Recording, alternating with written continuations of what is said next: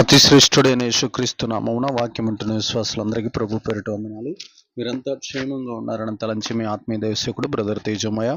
ఈరోజు మనం తెలుసుకోబోతున్న అంశం పేరు ఏంటంటే, యేసయ్య మనసు మన లోపలికి రావాలంటే, యేసయ్య మనసు మన లోపలికి రావాలంటే మనం ఏం చేయాలి?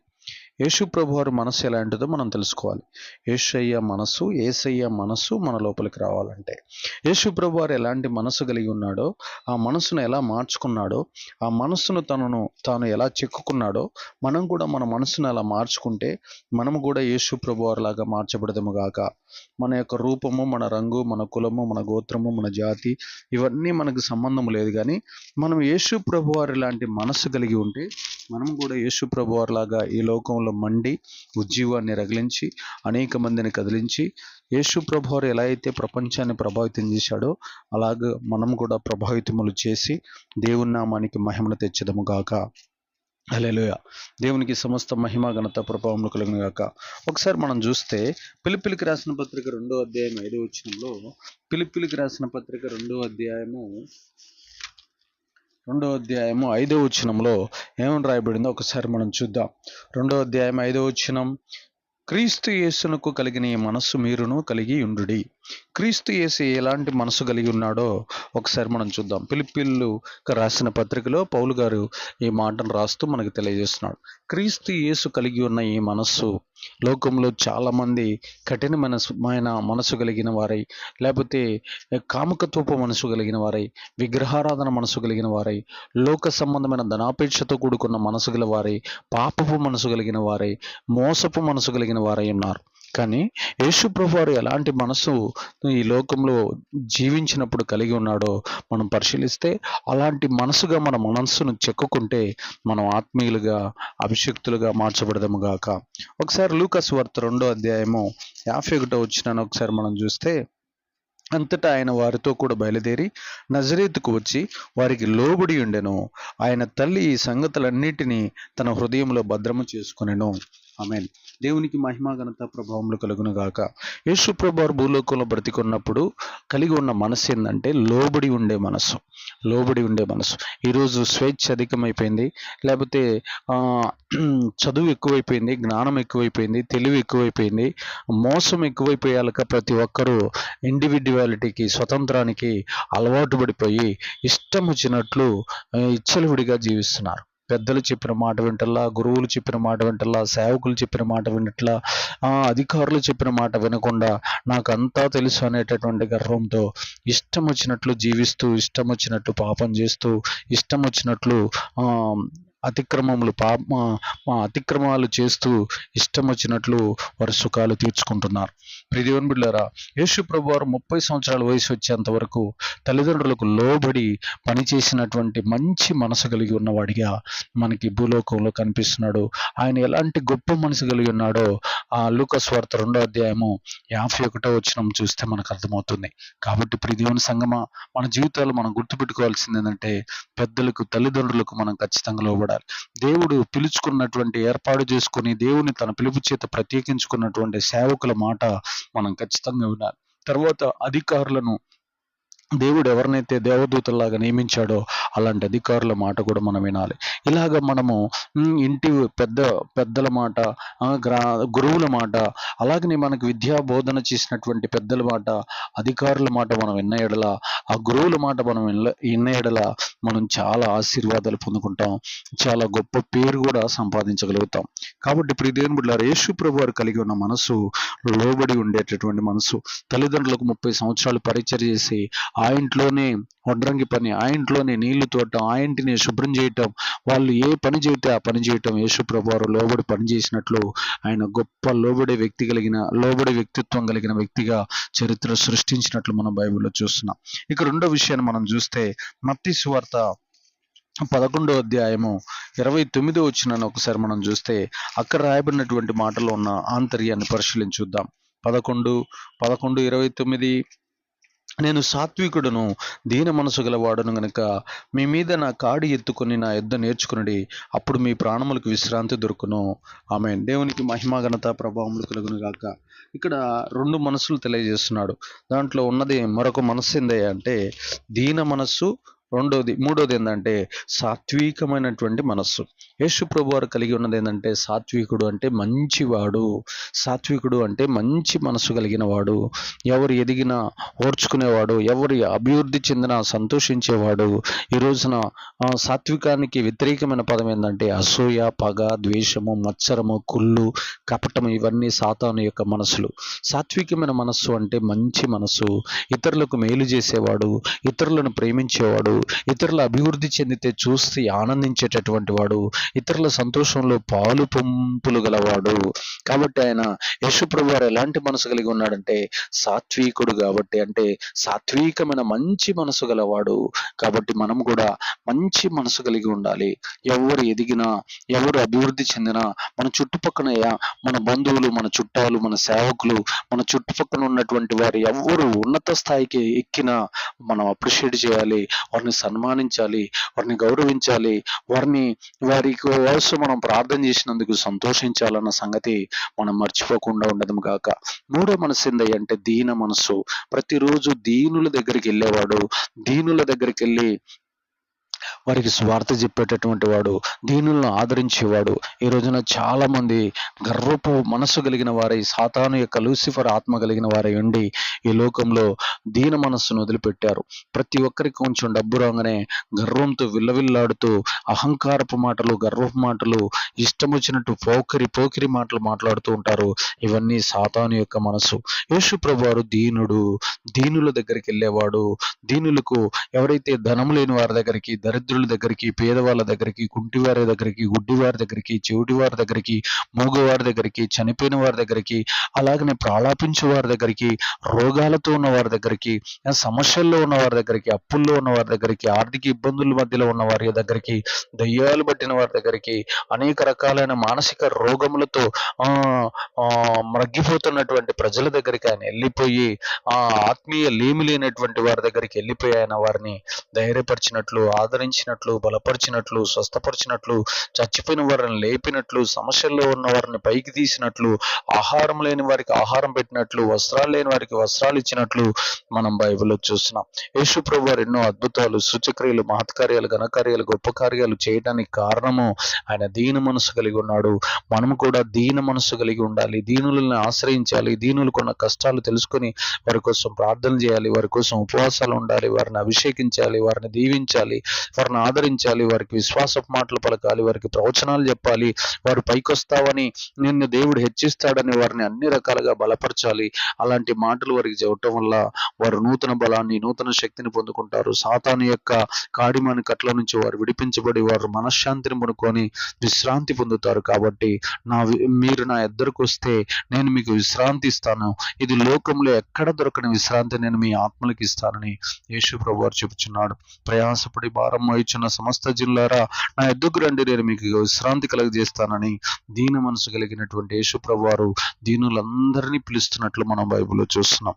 ఆ తర్వాత యోహాను సువార్త ఒకసారి మనం చూస్తే, యోహాను సువార్త 8వ అధ్యాయం ఒకసారి మనం చూస్తే యేసు ప్రభు వారు ఎలాంటి మనసు కలిగి ఉన్నాడో మనకు అర్థమవుతుంది. యోహాను సువార్త 8వ అధ్యాయము 29వ వచనాన్ని ఒకసారి మనం చూద్దాం.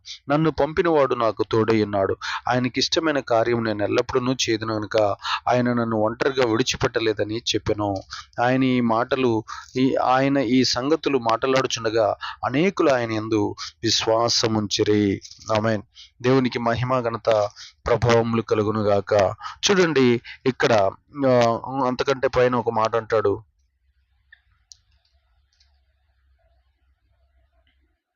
నన్ను పంపినవాడు నాకు తోడయ్యున్నాడు, ఆయనకిష్టమైన కార్యము నేను ఎల్లప్పుడూ చేయుదును, ఆయన నన్ను ఒంటరిగా విడిచిపెట్టలేదని చెప్పాను. దేవునికి మహిమ, ఘనత, ప్రభావములు కలుగును గాక. చూడండి, ఆయన తండ్రి యొక్క, దేవుని యొక్క మనస్సు కలిగిన వాడై, అంటే పట్టుదల కలిగిన మనసు గలవాడై, తండ్రి తనకి ఏదైతే చెప్పాడో ఆ యొక్క పనిని సంపూర్ణం చేసేటటువంటి వ్యక్తిగా ఉన్నాడే తప్ప, దేవుడు నాకు తోడుగా ఉన్నాడు, దేవుడు నన్ను కాపాడుచున్నాడు, దేవుడు నాకు దర్శనాల ద్వారా, కళల కళల ద్వారా స్వరం ద్వారా నాతో మాట్లాడుతున్నాడు. ఆయన నాకు అప్పగించిన పని నేను చేయటమే నాకు ఆహారమైనది. ఆయన నాకు ఏ పని అయితే చెప్పాడో ఆ పనిని నేను ముగించేదాకా విశ్రమించనని యేసు ప్రభువారు పట్టుదల కలిగిన మనసు కలిగిన వాడై, తండ్రి తనకు చెప్పినటువంటి పనిని ముగించేదాకా నిద్రపోని వాడై, తండ్రి తనకు అప్పగించిన పరిచర్యను సంపూర్ణం చేసినటువంటి వాడిగా అక్కడ మనకు కనిపిస్తున్నాడు. ఆయన ఏ రాజ్యాన్ని అయితే దేవుడు స్థాపించమని పంపించాడో ఆ రాజ్యాన్ని స్థాపించేంత వరకు నిద్రపోయినటువంటి వ్యక్తిగా, పట్టుదల కలిగిన వాడిగా, ఆ పట్టుదలను విడిచిపెట్టకుండా దీవారాత్రములు దేవుడు తనకి చెప్పినటువంటి ఆజ్ఞను పాటించేటటువంటి వ్యక్తిగా యేసు ప్రభువారు భూలోకంలో కనిపిస్తున్నట్లు మనకి కనిపిస్తుంది. దేవునికి మహిమ ఘనత ప్రభావములు కలుగును గాక. లూకాసు వార్త ఒకసారి మనం చూస్తే 22వ అధ్యాయము, లూకాసు వార్త 22వ అధ్యాయం ఒకసారి మనం చూస్తే 27వ వచనంలో అక్కడ ఒకసారి గొప్పవాడెవడు, భోజన పంక్తిని కూర్చున్నవాడా, పరిచర్య చేయవాడా? పంక్తిని కూర్చుండి వాడే కదా, ఆయనను నేను మీ మధ్య పరిచర్య చేయువాని వలె ఉన్నాను. ఆమేన్. దేవునికి మహిమ ఘనత ప్రభావములు కలుగును గాక. యేసు ప్రభువారు కలిగి ఉన్న 5వ మనస్సు ఏందయ్యా అంటే పరిచర్య చేసే మనస్సు. దేవునికి మహిమ ఘనత ప్రభావములు కలుగును గాక. చాలా మంది తమను తాము హెచ్చించుకొని కుర్చీలు వేయంగానే అక్కడ పోయి కూర్చుంటారు. మందిరంలో ఇష్టం వచ్చినట్లు కూర్చొని హోదాలో స్టేటస్ కలిగి ఉన్నట్లుగా ఫీల్ అవుతూ ఉంటారు. నిజంగా పంక్తిని కూర్చున్న వాడు గొప్పవాడిగా ఫీల్ అవుతూ ఉంటాడు. కానీ ఆ గొప్పవాని కంటే ఇంకా గొప్పవాడు ఎవరయ్యా అంటే ఆ పంక్తిని కూర్చున్న వానికి, ఆ వరుసలో కూర్చున్న వానికి భోజనం పెట్టి పరిచర్య చేయవాడు చాలా గొప్పవాడని యేసు ప్రభువారు వాక్యంలో తెలియజేస్తున్నాడు. తన యొక్క ఉపమాన రీతిగా అనేకమైన విషయాలు తన దగ్గర ఉన్న ప్రజలకి, శిష్యులకు చెప్తున్నట్లు మనం బైబిల్లో చూస్తున్నాం.